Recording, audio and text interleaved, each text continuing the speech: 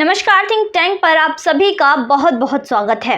800 साल जिन मुगलों ने राज किया जो आज की स्थिति दर्शाता है। दरअसल उन मुगलों ने जिस तरह राज किया, आज जो उनके वंशज हैं, जो अपने आखिरी वंशज अपने आप को उन मुगलों का बताते हैं, उनकी स्थिति बहुत ही दयनीय है। या फिर देख लीजिए अफगानियों को, जिन्होंने भारत के हजारों मंदिरों को लूटा, उनकी स्थिति देख लीजिए, वो एक एक दाने के मोहताज हैं। वहीं दूसरी तरफ जिस ब्रिटिश साम्राज्य को कहा जाता है कि 200 साल तक उन्होंने भारत पर कथित तौर पर राज किया, आज उनकी भी स्थिति देखने लायक है। दरअसल यहाँ पर लोग 2 वक्त के खाने के लिए भी तरस रहे हैं। यहाँ का जो राजनीतिक हिस्सा है वो इस तरह उथल पुथल में है कि यहाँ पर प्रधानमंत्री दिन पर दिन बदले जा रहे हैं। आए दिन राजनीतिक उथल पुथल देखने को मिल रही है। आपको बता दूं, दक्षिण अफ्रीका के कॉमेडियन होस्ट जिनका नाम है ट्रेवर नू, उन्होंने कहा है कि ब्रिटिश साम्राज्य यानी कि ब्रिटेन से अब अपना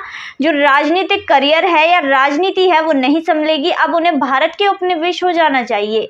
भारत के उपनिवेश होकर उन्हें अपनी स्थिति समझ आएगी, उनसे भारत नहीं संभलेगा। इस तरह की बात ट्रेवर नू ने क्यों कही? क्योंकि 1947 में जब भारत आज़ाद हुआ था, इसके बाद जो यहाँ के मौजूदा जो प्रधानमंत्री थे, उन्होंने प्रधानमंत्री क्रिस्टन चर्चिल ने कहा था कि इन असभ्य भारतीयों से अपना भारत नहीं संभलेगा, क्योंकि यहाँ पर जो ये भारतीय हैं ये इस भारत के टुकड़े टुकड़े करा कर रहेंगे, क्योंकि भारत ने यहाँ पर लोकतंत्र का रास्ता चुन लिया था। इसलिए क्रिस्टन चर्चिल ने इस तरह की बात की थी। वहीं आज भारत दुनिया की 5वीं सबसे बड़ी अर्थव्यवस्था बनकर खड़ा हो चुका है। चाहे भारत में राजनीति कैसी भी हो, पर 5वीं सबसे बड़ी अर्थव्यवस्था में अब भारत का भी नाम आता है। वहीं दूसरी तरफ जो ब्रिटेन है, वहां पर प्रधानमंत्री ऐसे बदले जा रहे हैं जैसे कि टिकटॉक स्टार्स कपड़े बदलते हैं। पिछले 2-3 सालों में ब्रिटेन में ऐसी ही उथल पुथल देखने को मिली है, जहां पर डेविड कैमरन और बोरिस जॉनसन से लेकर कभी थेरेसा मे,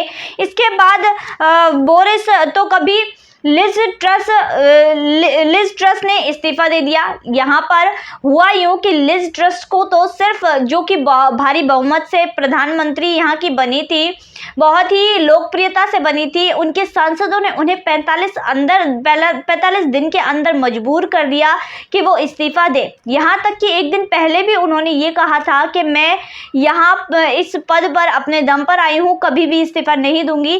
फिर 24 घंटे में ऐसा क्या हो गया जिसके बाद उन्होंने इस्तीफा दे दिया। वहीं दूसरी तरफ भारत पर राज करने वाले जो लोग हैं, भारत पर ये जो ब्रिटेन है, ये इन्होंने राज किया था, इन्होंने कभी सोचा भी नहीं होगा कि राजनीतिक करियर में यानी कि राजनीतिक मामलों में इन्हें ब्रिटेन में ऐसी स्थिति देखने को मिलेगी। वहीं ये जो चीज़ें हैं ये ब्रिटेन में अब साफ दर्शाती हैं कि ब्रिटेन अब ब्रिटिशों से संभल नहीं रहा है। अब कहा जा रहा है कि अगले हफ्ते पीएम पद के चुनाव हो सकते हैं, पर कहा यह भी जाता है कि अगर कोई प्रधानमंत्री अपने मन से यहाँ पर इस्तीफा दे दे तो आम चुनाव अपने आप ही नहीं हो जाते। यहाँ पर अगर नया प्रधानमंत्री तय कर ले कि यहाँ पर जो नया समय से पहले चुनाव ना होने का निर्धारण कर ले, तो यहाँ पर जनवरी 2025 से पहले कोई चुनाव नहीं होने वाले। वहीं दूसरी तरफ जो ये चुनाव है ये कराए जाने की मांग की जा रही है। वहीं दूसरी तरफ बात करें इनके दावेदारों की, इनकी रेस की, तो यहाँ पर ऋषि सुनक इसमें सबसे आगे हैं, जो कि भारतीय मूल के हैं। वहीं दूसरी तरफ यहाँ पर बोरिस जॉनसन, पेनी मार्टिन और बेन वॉलेंस के भी नाम सामने आ रहे हैं। यहाँ पर ये कुछ और नहीं बल्कि एक सोची समझी साजिश है। पहले ब्रिटेन को यूरोपीय संघ से सोच समझकर अलग किया गया और इसके बाद यहाँ पर राजनीतिक अस्थिरता पैदा की गई।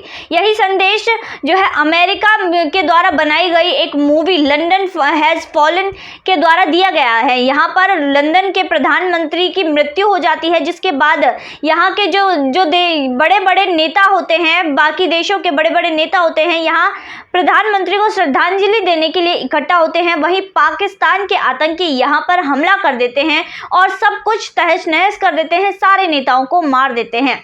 ये दरअसल एक संदेश है जो कि अमेरिका के द्वारा दिया गया है कि अगर जल्दी नहीं संभले तो ऐसा भी हो सकता है। वहीं दूसरी तरफ साल 2012 के आंकड़ों के अनुसार विश्व में ईसाइयों की संख्या 2220 करोड़ थी, जबकि इस्लामियों की संख्या 80 करोड़ थी। ये कोई फासला कम नहीं है, पर इसकी पूर्ति करने के लिए इस्लामीकरण के लोग पूरी तरह जुटे हुए हैं। ये 4 तरीकों से इसकी पूर्ति कर रहे हैं। सबसे पहली जनहानि, दूसरा अल्लाह की देन कहकर बच्चों प्रजनन की जो संख्या उसको बढ़ाना, तीसरा जिहाद और चौथा लव जिहाद। ये इन 4 रास्तों पर चलकर अपनी जो संख्या है उसको आए दिन बढ़ा रहे हैं और इसका कितना खतरनाक परिणाम हो सकता है ये सभी को पता है। ब्रिटेन में जिस तरह से राजनीतिक उथल-पुथल चल रही है, इससे साफ जाहिर है कि यही वो लोग हैं जो ऋषि सुनक के भी रास्ते में आ रहे हैं। तो आज की वीडियो में बस इतना ही, फिर मुलाकात होगी ऐसी वीडियो के साथ। तब तक के लिए देखते रहिए थिंक टैंक।